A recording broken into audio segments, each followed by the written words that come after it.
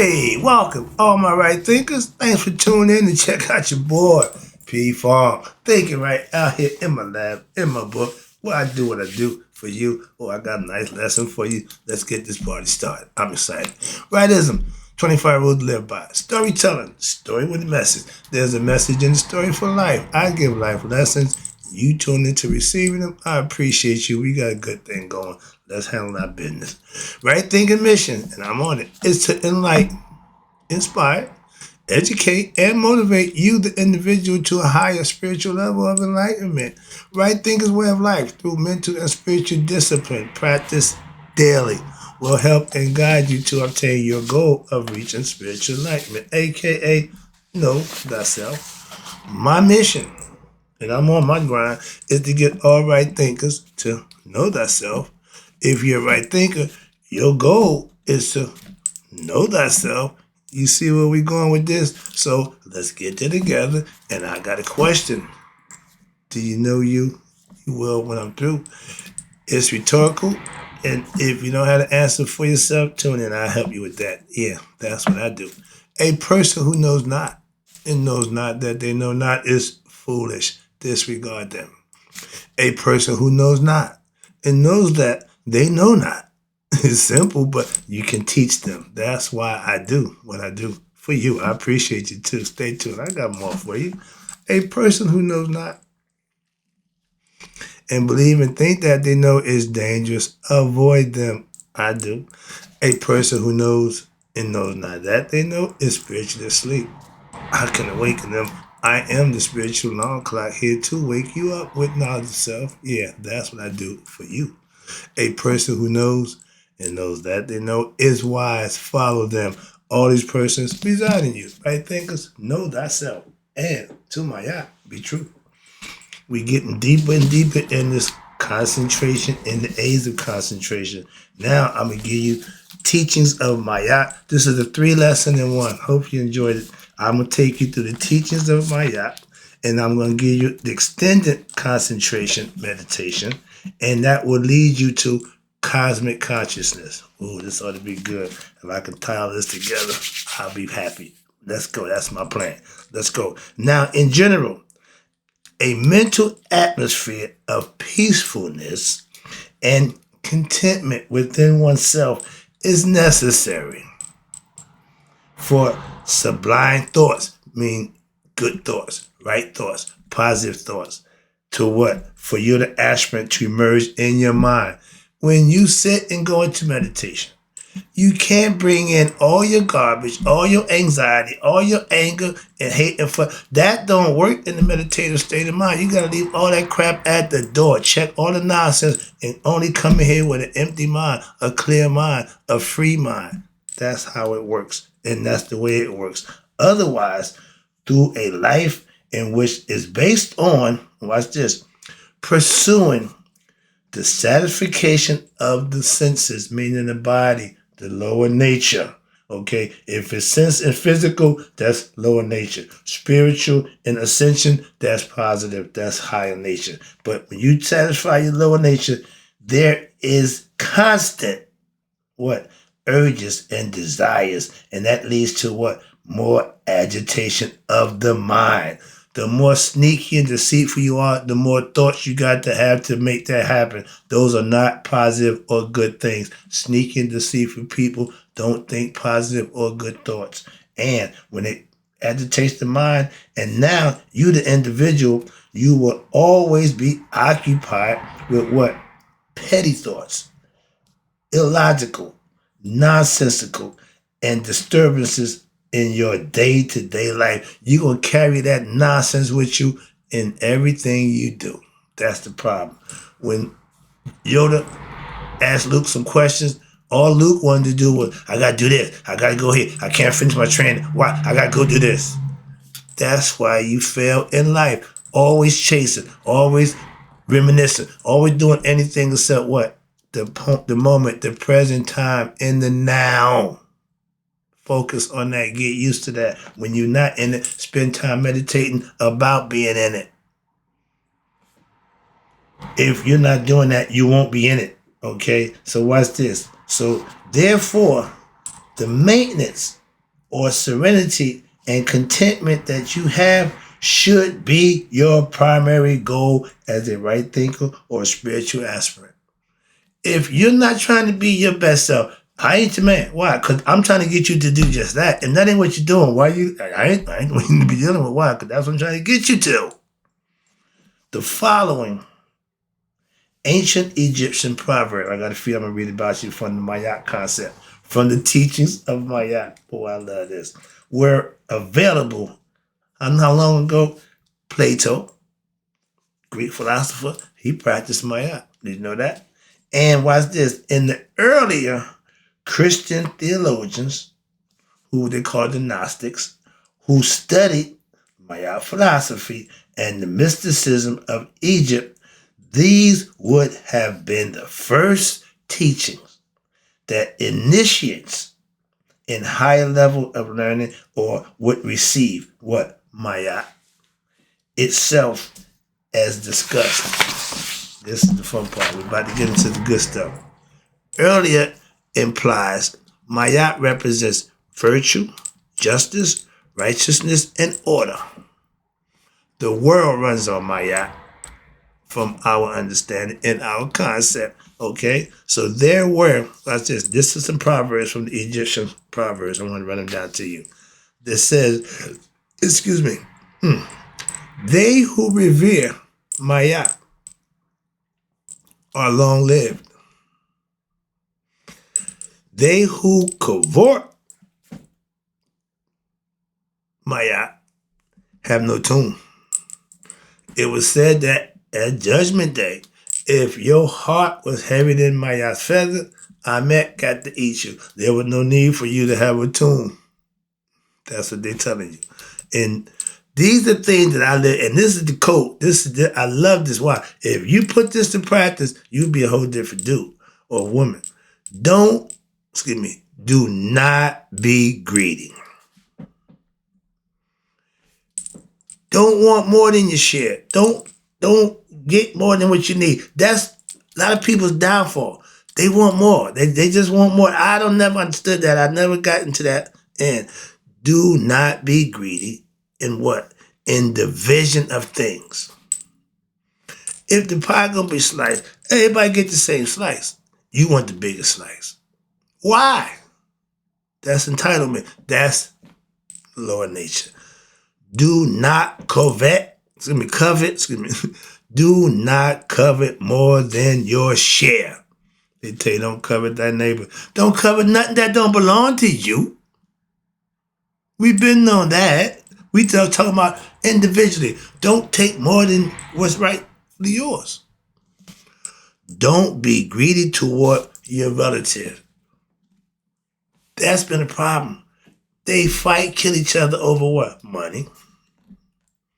If you my brother, you my sister, you rather kill me to have money? Really? But we had that problem. It's been around a long time. Okay? Long as money been around, murder, killing, deceit has been around. Why? Because they want that money. We value things. We value stuff more than we value life. That's not a good position to be in as a society. Why? We die for nothing. $20. I heard a guy got stabbed for $20. Really? God, to be more careful. Well, I had an Uncle Top who was a gambler, cheated at dice. He got killed for $5. Gambling and got caught cheating. They killed him. $5. Really? So we just got this, bro. We've been this way a long time. But back when then, well, I say but not this excuse of making it right. But we've been doing dumb stuff a long time. That's my point. We've been doing dumb stuff a long time, and we getting worse. We ain't getting better. That's my point. So, in doing dumb stuff, it's been around a long time. We talking thousands of years. So don't think, we just the first people to be dumb. No, we ain't. But we value stuff over life. That's my point. And when I became spiritual, stuff means nothing to me now. At one time, stuff mean everything. Money, possession. I got that big car, fancy car. I got the best clothes. I was got, man, yeah, that's stuff. I ain't put my business out there. Moving on. Let's get to the next list. I'm about to open up some stuff that I don't need to be getting involved in. And really, remember, what we do. Don't be greedy towards your relatives. If there's a will, you got to fight. A mild person has a greater calm than a harsh one. You get more flies with doing honey and vinegar. We know that, and it's always that way. It's been that way. These are just ancient proverbs. How about that? We got ours. We know. Watch this. We got these original. Poor is the person who what? Who forgets their relatives. No matter how much money you got. If you forsake your relative, you poor spiritually. See, we don't see that part. We just see the financial part. We just see the stuff part. I got the house. I got the car. I got this. Okay, yeah. That makes what? See, that's all ego. I, me. That's the ego. But they are deprived. Why? Of their company. If you have a loved one and you rather have money and stuff over their company, you are piss poor. Okay, you ain't just poor, you piss poor. Moving on. And even a little bit of what is wanted or needed will turn a quarrel into what? A friendly person. I've learned now. I used to fight fire with fire. I love a fight. I couldn't wait to fight. I'd keep a can of whoop ass in my pocket. Why? Just in case. Why? I love to knuckle up. Why? If you think you're gonna do something to me, you got another thought coming. Okay? Where I come from, fighting was essential to surviving. So that's just how I am. I don't go around starting a fight. I ain't never started a fight. I ain't never lost one. Why? Because if you jump on me or think you'll do something to me, I'm gonna get your ball from me. I know how to defend myself. I ain't never lost. Okay, understand that. Never started none either, but if you started, I can get with you. I'll make it worth your while. But we talking about mayat, okay? And this, I mean by mayat means using both sides of your brain that's in your head. That's where the balance comes from. It's the metaphor for using both sides of the brain. How about that? I'm trying to make it real simple. What's mayat? Who's mayat? It's a philosophy. It's a concept. We bring it to life. I just use it because philosophically it works in every walk of life. Watch this. Mayat is great and its effectiveness lasting. Why? It has not been disturbed for how long? Since the time of Asar. That was the beginning. When Ra came out of the noon, the first thing he wanted was what? Order. Duality. Mayat. He stands on Mayat. Why? Because she represents everything that's divine, everything that's right, philosophically. If you oppose Mayat, we call him Itzfet. Okay? That's ego. That's chaos. We got him in the White House, Captain Chaos.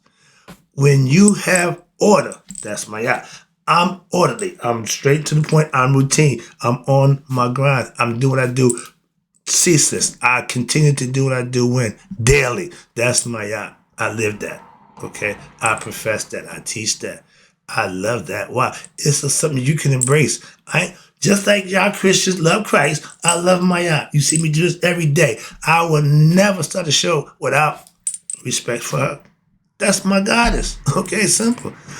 You can symbolically and symbolize anything you want. I use it in that manner for myself. When you learn to meditate, you have to envision the person that suits your fancy in your visualization. So that way you got to put a face to God. God is faceless. God is bodiless. We give him all of that.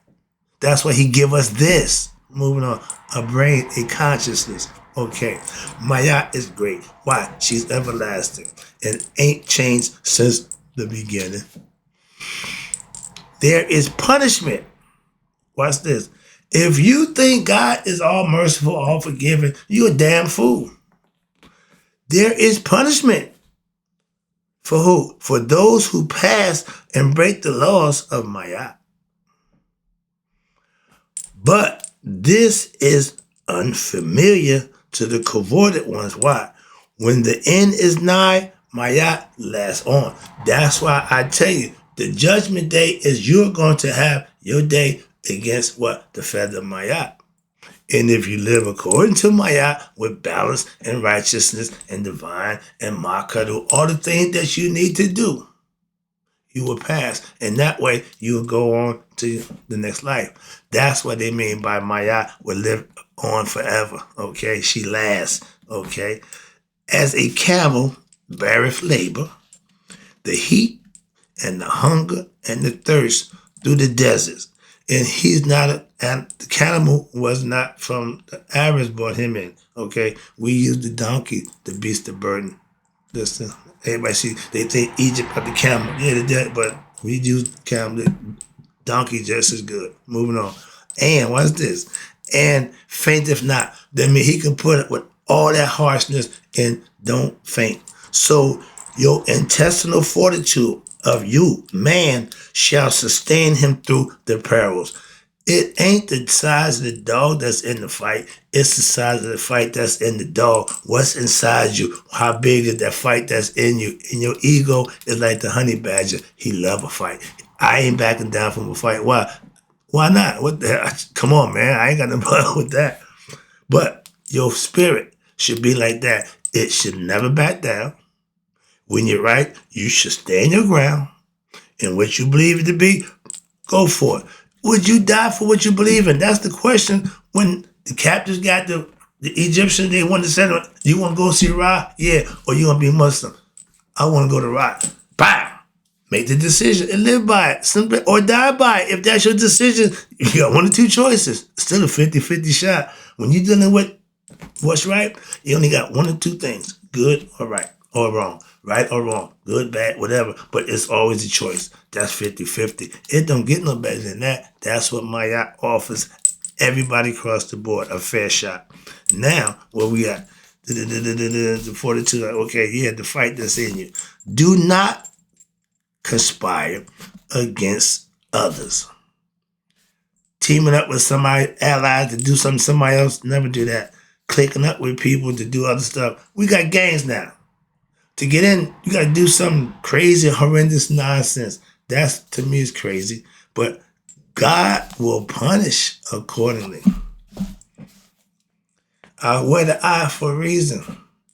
This is this God, and he sees me.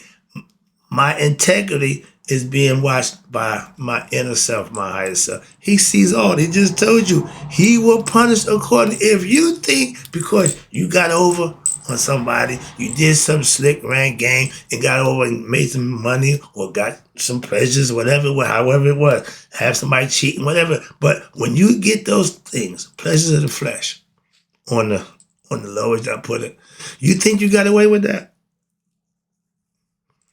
God punishes accordingly. Just like he blesses accordingly. He don't make mistakes. He knows your heart. In order for a judge to make a decision, he had to see or hear both sides.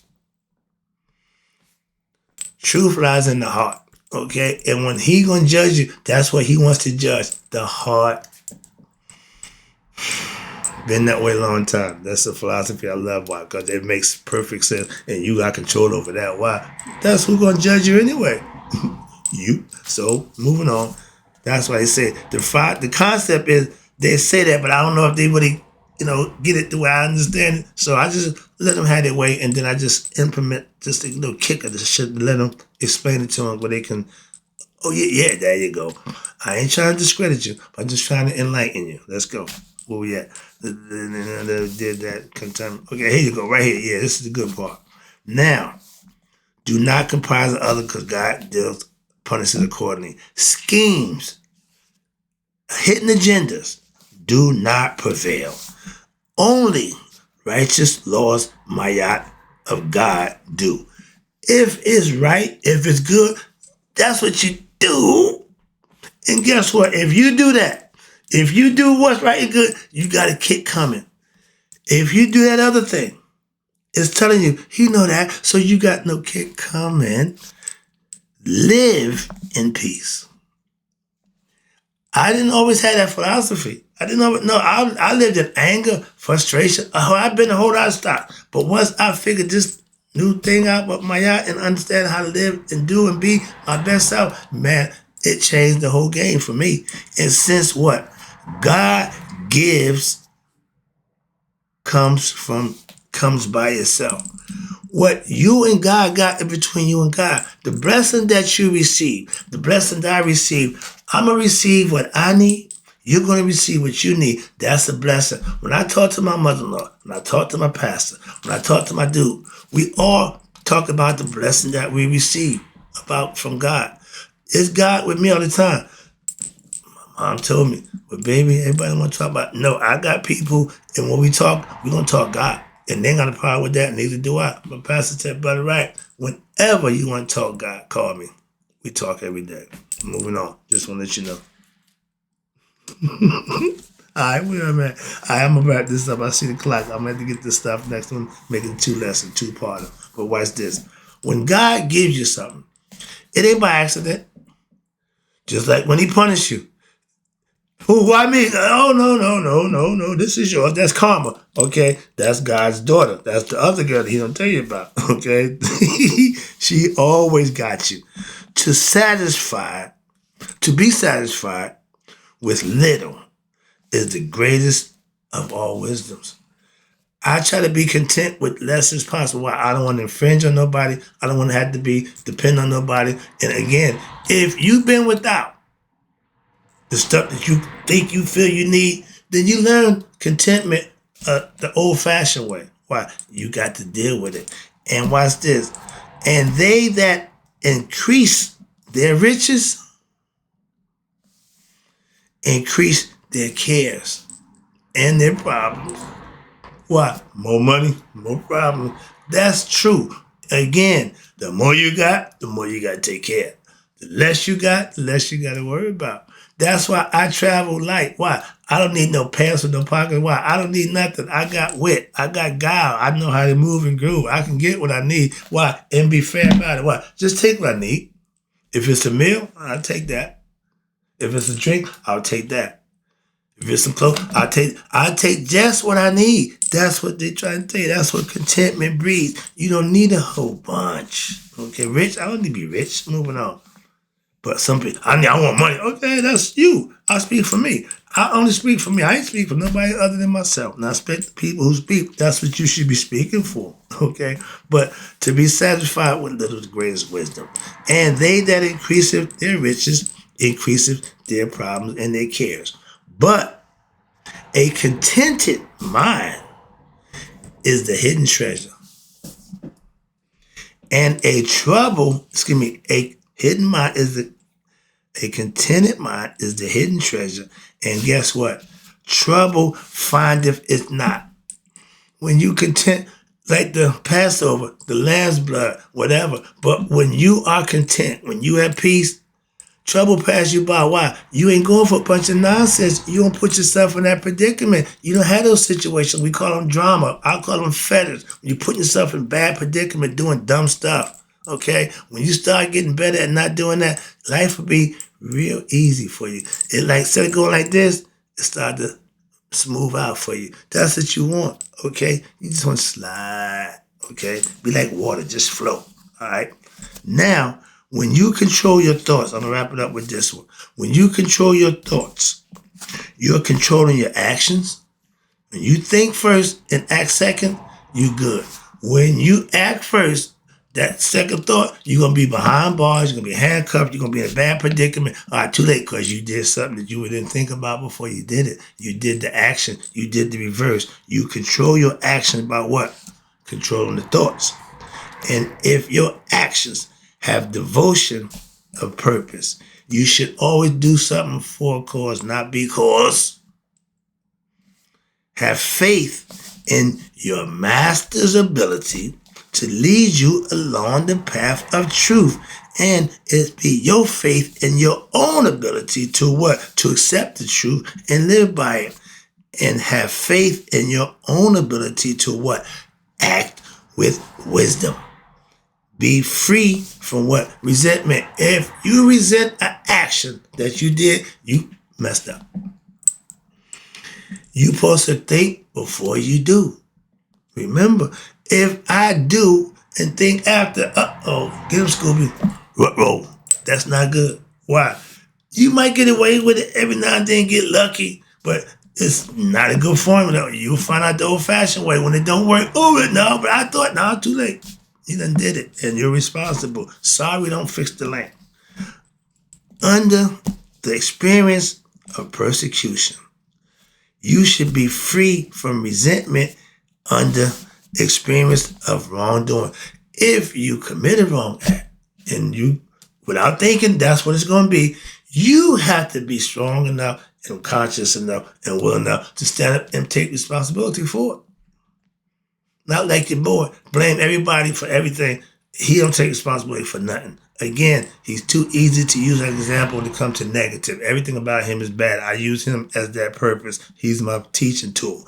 And when you experience wrong or perform wrong act, realize it's wrong.